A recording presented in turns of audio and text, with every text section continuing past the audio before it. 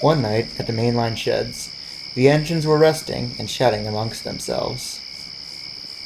But Henry said nothing, and looked crosser than ever.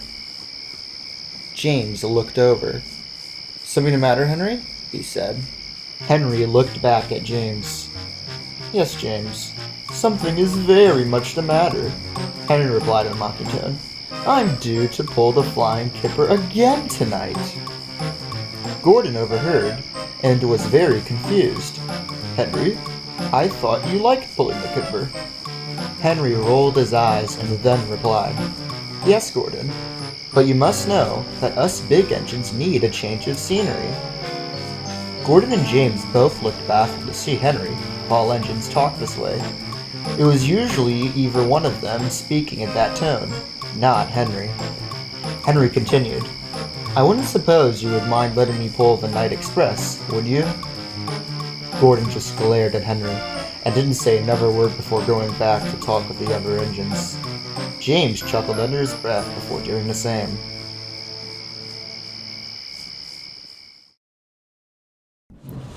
Early next morning, Henry backed onto the kipper at the harbor.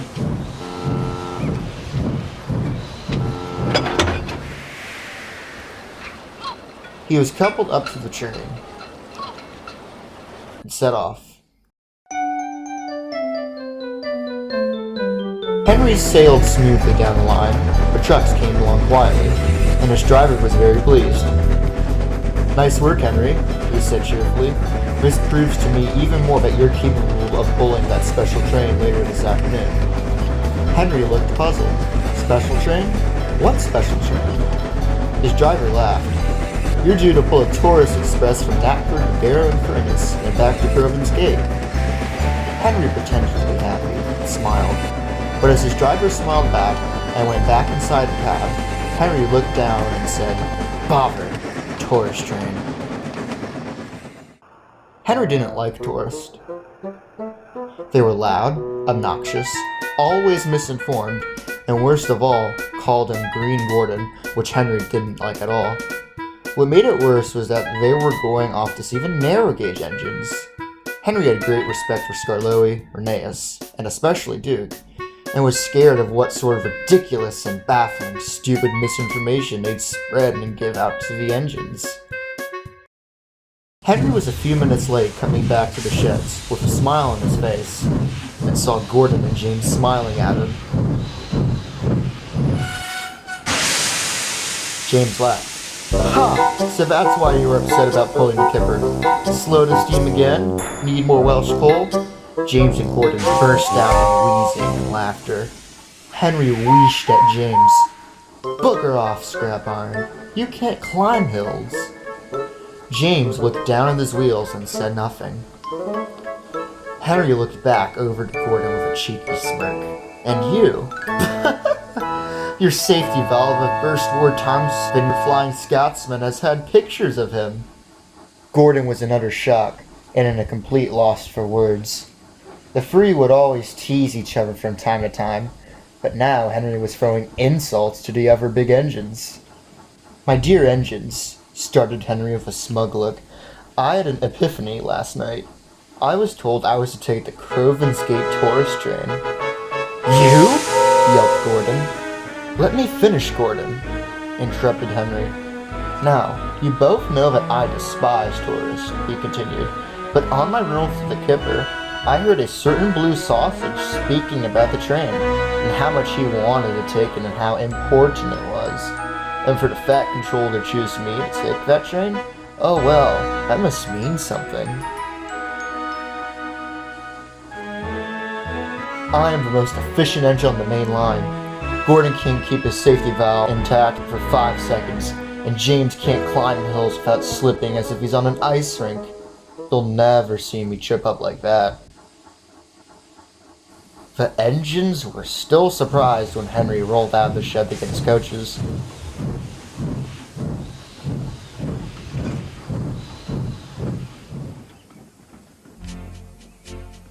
Henry sat at the platform.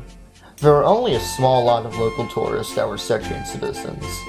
Most of them were coming from the mainland, but this didn't bother Henry at all. It was only really the title and the importance of the job that he cared about. But to his surprise, James was the one shuffling into the station with his coaches. "You? Shunting my coaches? What a joke," Henry laughed. "Where's Diesel?" "Taking a small goods train out of the harbor," said James quietly, as he pulled the coaches away. When he finally shunted the coaches behind Henry, James chucked up beside him. "This train will be very heavy, Henry," James wheezed. "Please be careful." "Please, James, you don't need to tell me to be careful. If the Fat Controller thought I wasn't careful, then I wouldn't be pulling this train." Soon, the guard's whistle blew, and Henry was set off.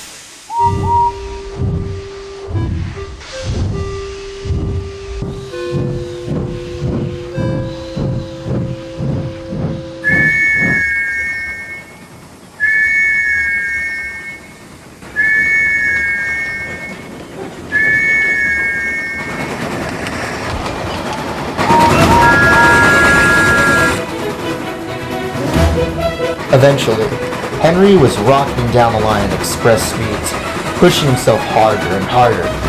"Don't bang yourself up, Henry," warned his driver, but Henry didn't want to listen.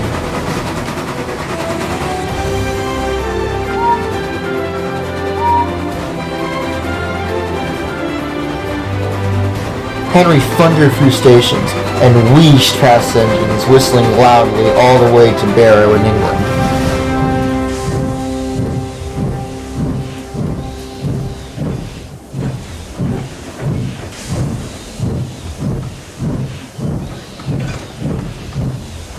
His coaches were decently full as it was, but then even more passengers got on. The coaches were so full that they said they were fit to burst. Another engine soon pulled in while passengers were boarding Henry's train.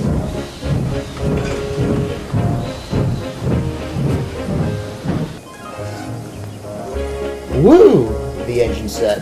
"What a lovely train you're pulling. Must be important. It's filled to the brim." Yes, it is," said Henry, pleased. He was surprised that an engine from the mainland was complimenting him. But then it was time for him to leave. "I wish I could stay and chit-chat with you," said Henry. "But as you said, this train is very important. Now I must go. Goodbye."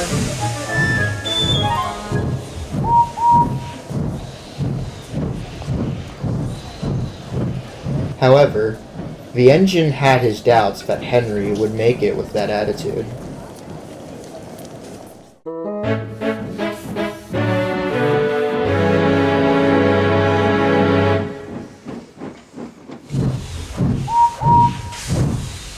Henry arrived at Crofton's Gate, only a little tired, but didn't want to say it.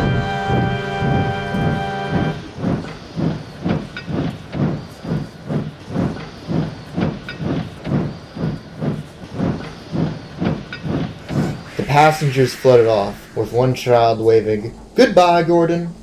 Henry forced a smile without saying anything. But Henry was surprised to see that he wasn't leaving the station at all. Henry waited, and waited, and waited, and waited, but he didn't leave. Eventually, after hours of waiting, the passengers were flooding back into the coaches. This took Henry by surprise. His driver and fireman were walking back to his cab, coffee in hand. "Driver, fireman," yelled Henry. "What is going on here?" His driver then realized his mistake. "Oh, sorry, Henry. I forgot to tell you that we're meant to take this train all the way back to Knapford. But you're the most efficient green engine on the main line. You'll manage." They walked back into his cab. Henry was worried indeed.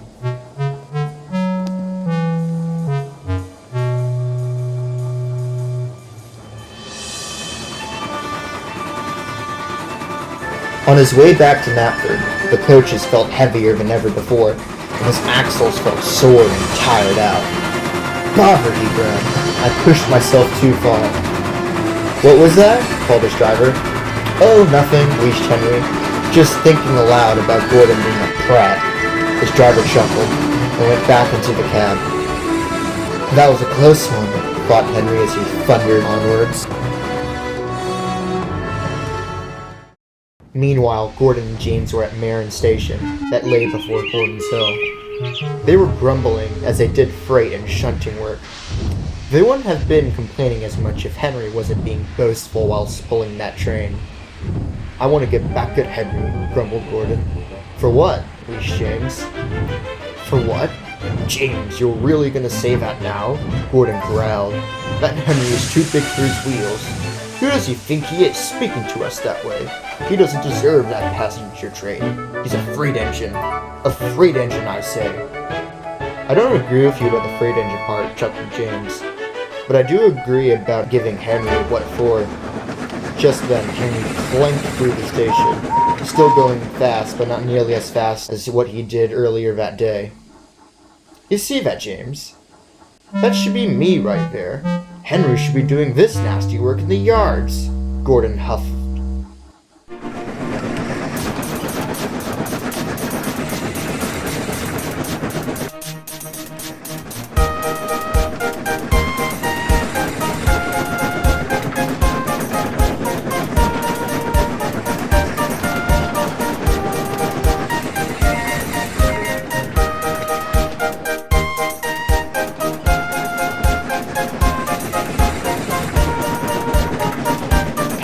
Raced towards the hill and tried his hardest to pick up speed, but only found himself slowing down on the hill. The coaches were very heavy, and Henry was weak and damaged enough as it was. His driver was concerned. "What's going on, Henry? You're not trying. You can make it." But Henry was trying. With all his might, in fact, he pulled and he pulled, but he only found himself going slower and slower.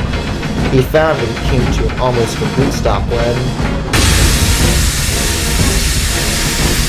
there was Henry in a cloud of steam, reversing down the hill faster and faster. His safety valve was burst.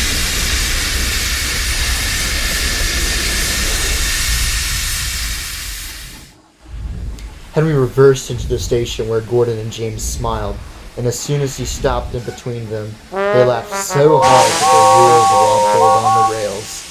James went first. "You say I can't climb hills?" Then Gordon. "So my safety valve burst every 5 seconds? What a joke." Henry said nothing, but only looked down in disgrace. James pulled Henry into a siding, before being given clearance to double-head the train with Gordon. The two engines looked at each other and smiled happily. Before they were coupled, Gordon to the coaches, and James to Gordon. And before long, they were thundering off towards Knapford.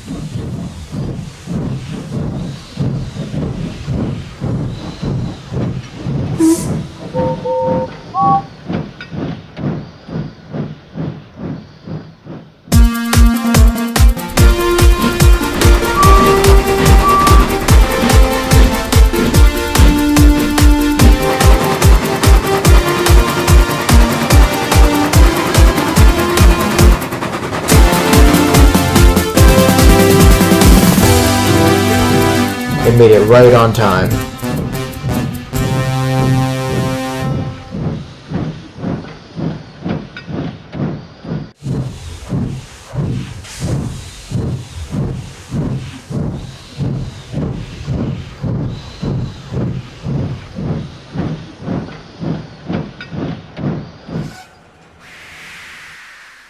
The Fat Controller praised the two engines, and later gave Henry a fine scolding for his attitudes towards the other engines and his incompetence while pulling the train.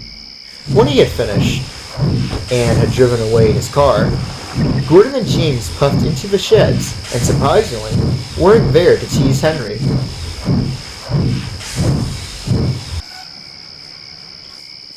"Henry, me and James have had a chat," started Gordon. "And we've decided," continued James, "that we forgive you for how you spoke to us. We all have our moments of being, for lack of better words, puffed up in our smoke boxes." The three big engines laughed, and are now great friends once again. And now, Henry knows. should never get too big for his wheels.